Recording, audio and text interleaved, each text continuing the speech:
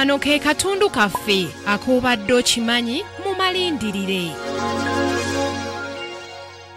Oluvannyuma lw'emyaka 7 ng'omukago gw'obwegassi Senegal gwe yakola ne Gambia ogwa Senegambia Confederation gukwajja ye Pulezidenti wa Gambia yamala n'agugyamu enta. Omukago gwa Senegambia Confederation gwali gufuukidde Gambia ennabe nga Senegal yali efuuse ya mulugube nga buli kimu ekyefunziza awo Gambia n'esigala ng'ettwale lya Senegal. Anti obuyinza bwe baali bawadde Pulezidenti wa Gambia okuba Ssaabaduumizi w'amagye g'e Gambia bwali bumuggiddwako nga talina kyalagira magye. Buli kye yalowoozanga okukola kyalina okusooka okuyisibwa Pulezidenti wa Senegal. Gambia yali tekyafuna misolo kuva ku nsalosalo zaayo. Engeri gy'erina ebyobulambuzi, abalambuzi bangi bayingiranga kyokka ng'emisolo gitwalibwa Senegal. Nekirabika nga Gambia yafuuka emu ku disitulikiti za Senegal nga ne Pulezidenti waayo yali ssentebe.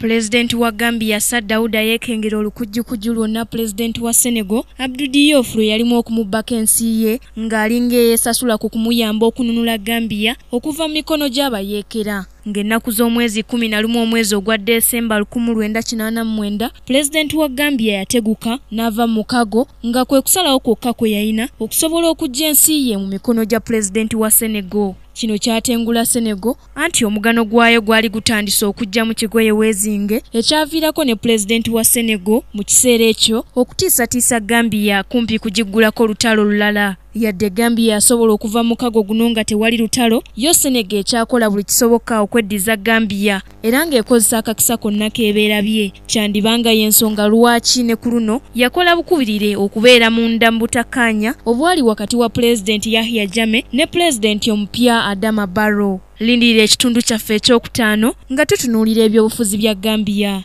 Nasaka Joweria, KTV, amalindirire.